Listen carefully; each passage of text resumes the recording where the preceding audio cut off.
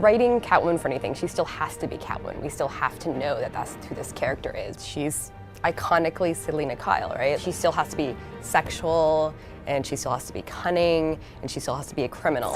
For us, because of the kinds of games we make, the kinds of stories we tell, we can put her in the middle and let the player help shape that. I think that's one of the most fun things about playing her is that moral gray area that she stands in, because as you're doing the lines, it's fun not to give certain things away or to pretend that you have a different intention than you actually do and the player doesn't know. What does she mean behind this? If I react a certain way, is that going to play into her trap, or is that going to be a couple steps ahead of her now? So, as I recall, you took something from me too. Hope you're getting some use out of that grappling gun.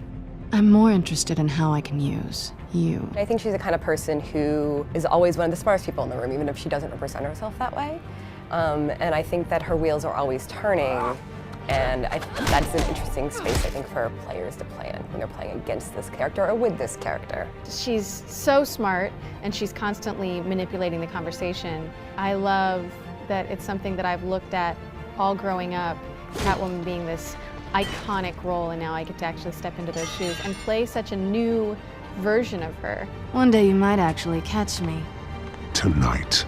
Don't you know not to corner a wild animal? It's dangerous.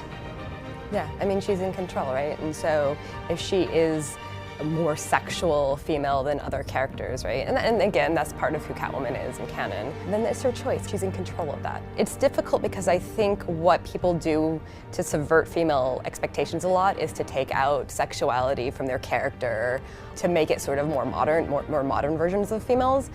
I don't always agree with that, right? And so I think the best thing that you can do to subvert some of that sort of femme fatale cliches and tropes is to not make her a mess, is to give her power and competency. And there is the power in having that kind of competence that can only rival Batman's greatness. And when you're playing as Batman, right, you're a powerful male character. To have like a love interest or a partner or even a villain, an adversary, they need to be equal to you in some way. And I think that she's able to mess with people's minds a little bit better than he is.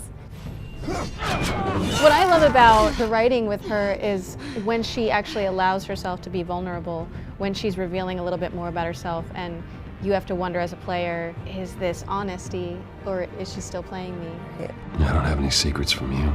You know, I have heard that 1,000 times, but you might be the first to actually mean it. People who are narcissistic, or they're trying to get something and trying to manipulate you to get something, and they usually show you just a little bit of vulnerability, so you buy it.